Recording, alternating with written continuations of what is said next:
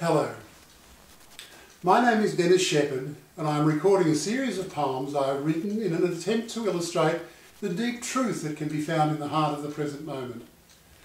Poetry seems to be a great medium to capture that truthful knowing. It can be found deep in the present moment. At first it may be a fleeting knowing, but as we become more used to the process, a more lasting impression can be gleaned and appreciated. I'm going to share with you a poem I recently wrote with the title Belief, Proselytising, Fighting for Truth, then Knowing the Present. It is a complicated title, so I'd like to give you a context for it. I wrote this poem after I had a visit at my front door from two young and attractive Seventh Day Adventists. They were a nice young couple, and where I might normally have not given too much time to such a visit, they did manage to engage me in a conversation. After they had sized me up with the usual God questions and found that I did not believe in God, they were in full flight, pointing to biblical verse that spoke of God and his virtues. They coupled this with a very overt point of view that questioned my sanity and recklessness, given the certainty that Satan would surely burn me in the fires of hell if I did not join them in their belief. I asked them why they were believing in all this stuff, given that this verse was clearly the writing of a man who was recording his point of view about a perception of events and things that perhaps happened in his life, or more likely was hearsay about events that had happened before he was born, and why they would want to believe it is sacred. This question brought forth a more forceful verse that spoke of anyone not believing this stuff being a demon or someone not to be associated with. I must admit I was a bit taken back at the violence of the verse being delivered to me, given the smiling face that was delivering it.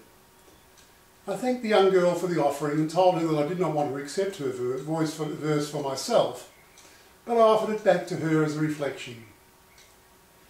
As both of my visitors were now becoming quite agitated and fearful that I might not join in with their belief, I asked them if they knew anything at all about the present moment.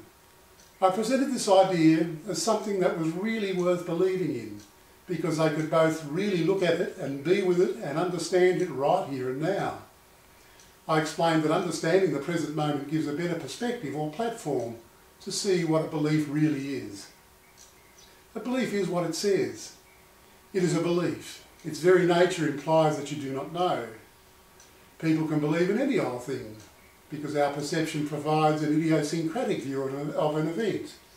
People will understand the way they see things differently. There are many beliefs and points of view in the world, with each person or group swearing that they have the correct take. This is the nature of the world.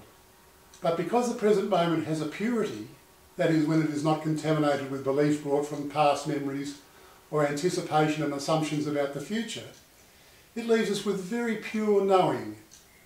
Some people might speak about this by saying they are in the zone. This knowing can take you deep into the mind to notice and understand its empty nature. It is a place of truth where all conditions finish. It is also where creation begins. Everyone can check this for themselves, if they have a mind to do so. Anyway, by this time my visitors were very uncomfortable and off balance. Real fear started to express itself when they realised I was not going to support their belief. My hope for them is that a deeper reflection on what happened will allow a wider truth to enter into their worldview. I've written this poem in the first person because I certainly understand the fear of having a belief that you are passionate about questioned and shown to be astray. This fear arises in me when I ask the question, who am I? And in response I can see all the ideas and sacred beliefs that I have about myself all disappear and finish into the truth and stillness of the present moment. The idea of me becomes even more of a mystery. It is very scary to let go of the familiar. Once again, this poem is called Belief, Proselytising, Fighting for Truth, then Knowing the Present. Is yesterday's memory conjured? A perception that is true?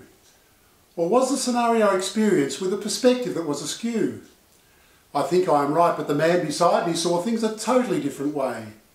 Our difference is enough to create a war, should he not believe in what I say. I look towards the future to conceive a coherent path, Perhaps I can cleanse his thoughts to raise my belief to be more than half. Dreaming into the future time, I see the way it all should be. My object now is to convince him and force him to agree.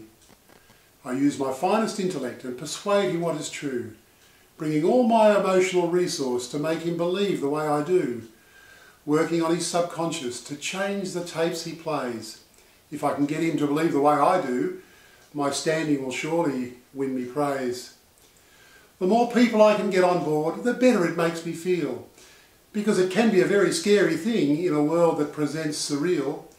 But if everyone believes the same as me, it comforts and it soothes. I will use any method at hand to teach others how to choose, building a powerful constitution around my perception of the way things should be, until the movement of my mind ruts, so the same scene is all I see. Building an institution and creed for us all to live by. Conditioning is complete, and it's easier than asking why. The path towards the future seems to be a natural flow, holding on to yesterday's offerings for a future status quo. Without realising the past is finished, its energy dead and done, while speculating into the future where no thing has yet begun. Living my life this way ends up as a tiresome way to be, spinning my wheels of life with no traction to set me free, trapped in an endless cycle of samsara, round and round, fearful to let go of the conditions that work to keep me bound. No reality can be found in the past and future told. It's all dead stuff being carried into the future to store and hold, weighing me down with this body, the dead patterns causing dis-ease. Without seeing the way I'm holding on, it's bringing me to my knees. This ignorance will be perpetual if I don't slow my thinking down and relax into the moment where the conditions can just seem to slow down. The spaciousness and stillness presence envelops all that is made. Bliss and beauty in this experience brings a knowing that makes the grade. As the relaxation happens, insight comes to the fore. I can see so clearly where I'm holding on, with truth now opening its door. More experience of the moment sees a pathway of truth to bring. Concentration together with mindfulness lets the right energy in. Rapture's memory makes me interested to return and practice being still. More subtle experience then arises with blissful contentment to distill. Going closer to the present moment, the balanced energy taking me deep. Then insight makes me realise that I've really been asleep. Waking up to the present moment with its stillness and clarity sure allows the mind to become so refined through the eye of a needle it will pour, penetrating past all the conditions that pure consciousness aggregates, to know pure mind and its resonance that supports the universe and all it makes. The clarity is now so pure, I start to know beyond time and space. The consciousness starts to finish, and the mind disappears into grace. This knowledge is just so profound, no condition can arise in its place. Death in this moment will finish, no potential for rebirth to trace. So the practice to truth becomes clear when we know the present moment of time, a space that is beyond all judgment, and the conditions we nest to rhyme. No body, no feelings, no perception, no movement of mind to entrance, no consciousness to embed the conditions. It's the finish of nature's dance. Knowing the present is the pathway to absolute truth, and we have to know it alone. No person or God can gift it, because it evolves out of our maturity grown. Cycles of birth and death, even worlds that come and go. Infinite choice to grasp onto, but this knowledge needs wisdom to grow. The human potential is a wonderful birth because we can self-reflect right into the now. A practice to nourish and cherish without making it a sacred cow. It's a pathway to peace where all the conditions end, balanced energy with contentment and joy, the highest potential of compassion and love, infinite purity that no one can destroy.